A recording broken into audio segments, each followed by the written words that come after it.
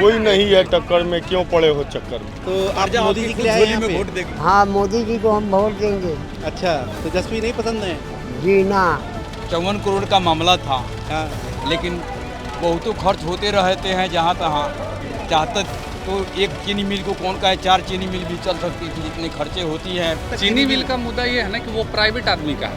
अब आपकी गाड़ी है, आपका मन करे चलाइए, आपका मन करे नहीं चलाइए। कोई किसान परेशान नहीं है, सिर्फ लालटेन कांग्रेस कम्युनिस्ट के नेता परेशान है।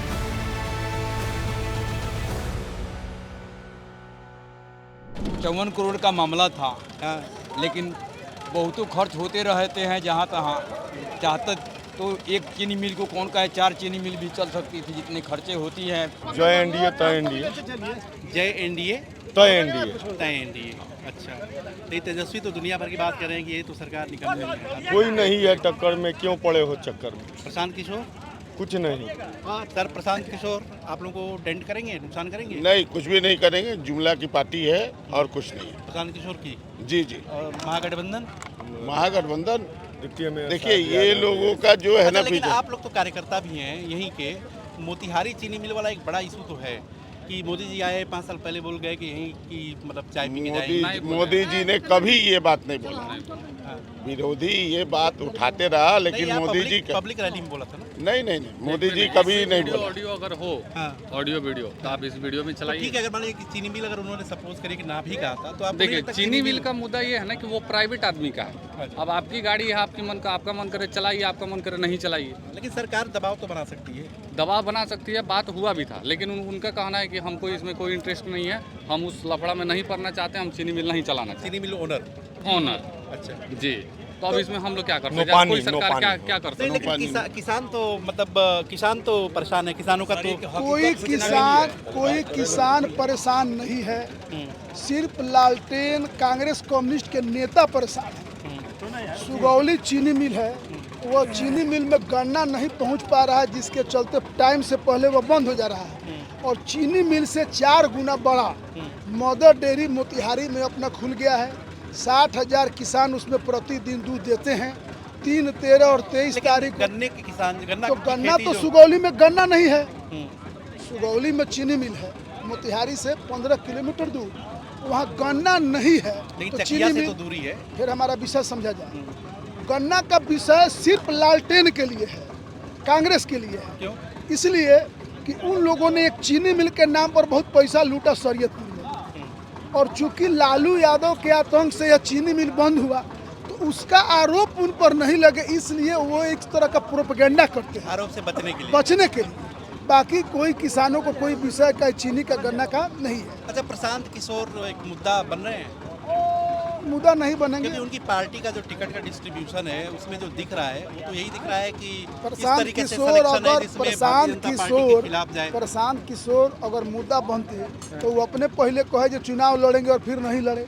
उन्हीं की पार्टी उनको ले डूबेगी। मोतिहारी में 20 आदमी से वो पैसा लिए थे, विधानसभा का चुनाव लड़ाएंगे।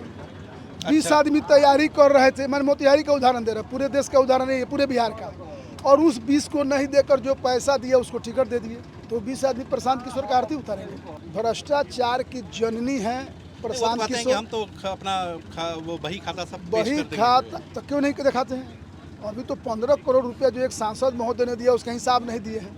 चुनाव बीतने दीजिए, जेल जाएंगे। अरे वही दूसरे दल के लोग बंदो करवाए थे,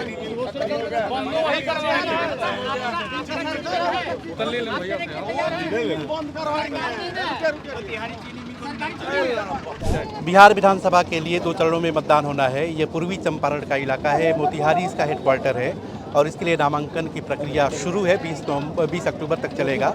11 नवंबर को मतदान होना है और यहाँ पर इस प्रक्रिया में शामिल होने के लिए छत्तीसगढ़ से भाजपा के सांसद संतोष पांडे जी हमारे साथ हैं। हम उन्हीं से सीधी बात करते हैं। सर, छत्तीसगढ़ से आप आए हैं पार्टी के समर्थन में, तो कैसी हवा देख रहे हैं?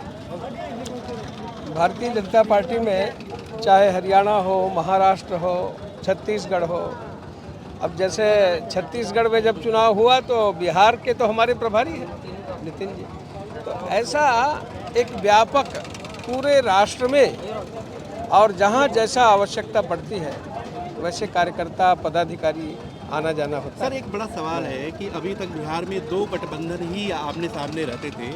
एक तीसरे मोर्चे के तौर पर प्रशांत किशोर ने भी दस्तक दे दी है। तो प्रशांत किशोर आपकी मतलब भारतीय जनता पार्टी के लिए गठबंधन को अलग भी रखें तो भारतीय जनता पार्टी के लिए पर्टिकुलरली प्रशांत किशोर कितना खतरा है? पहली बात तो यह है, जिसका नाम आप ले रहे हैं वो इंजन के रूप में थे, डब्बे को छोड़ के इंजन गायब हो गया। पहले तो उन्होंने बहुत सारी बातें लंबी चौड़ी ऊंची ऊंची, कहाँ है मैदान में? नहीं, उनके उम्मीदवार तो मैदान में है ही। ठीक है, जो लीडर है आज के तारीख में उसका ऐसा पता नहीं है। और बिहार की जनता बहुत बुद्धिमान है। बिहार की जनता देख रही है कि केंद्र में माननीय मोदी जी की सरकार है और प्रदेश में जितना भी हुआ वो डबल इंजन होने के कारण ही ये विकास संभव हुआ है।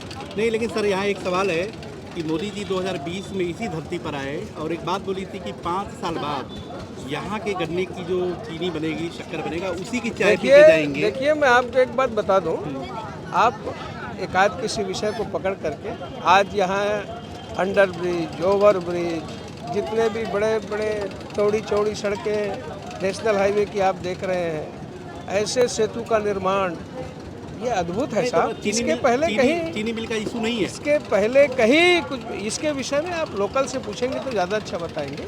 ये लोकल मामला है। शहरीकरण हो गया, पहले चीनी मिल सर, जो था टाउन के ये तो अंदर 3 में था। करोड़ सरकारी नौकरी का जो पूरा बात कहा है तेजस्वी यादव ने, तो क्या लगता है कि ये एक बड़ा मतलब उनके लिए गेम चेंजर साबित होगा? आप बहुत विद्वान आदमी हैं, सारे लोग यहाँ हैं। यहाँ की आबादी कितनी है? लगभग 14 करोड़ के आसपास। 14 करोड़ में से मान लो 2.5-3 करोड़ 4 करोड़ निकाल दो, 10 करोड़ बचे। 10 करोड़ में ये कहा जाए कि परिवार, हर परिवार को मैं दूंगा बोले, तो एक परिवार में 5 आदमी रहते होंगे, यानी परिवार 2 करोड़ हो गया, 2 पंचे 10, तो 2 करोड़ लोगों को नौकरी देंगे। नियम क्या कहता है? 1.5 अधिकतम 2% तक नौकरी, यानी अभी भी 1.5 से ऊपर है बिहार के अंदर। अच्छा ये बताइए, ये यहाँ का बजट कितना है? कहाँ से लाएंगे? ये फालतू बातें अब कम से कम बिहार सुनने को तैयार नहीं।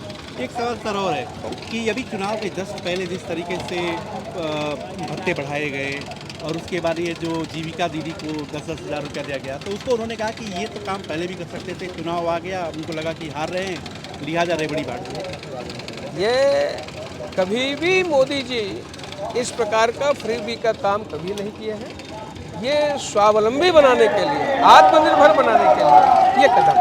Thank you. 14 नवंबर वो तारीख होगी जब बिहार की जनता फैसला करेगी कि उसने सत्ता की चाबी किसको सौंपी है। लेकिन उससे पहले बिहार में क्या है कि चुनावी फिजा गर्म हो चुका है। हर एक राजनीतिक दल अपने अपने हिसाब से अपने अपने समर्थन में तर्क और समर्थन की बातें पेश कर रहा है और जनता को ये भरोसा दे रहा है कि इस दफ़ा मौका मुझे दो, मैं जो भी कुछ बिहार के लिए बेहतर है वही करूँगा। और आपने ट्रैक रिकॉर्ड भी हमारा देखा है, यानी कि पीछे के जो कुछ काम है उसकी दुहाई दे रहे हैं और एक बेहतर भविष्य की बात वर्तमान में कर रहे हैं।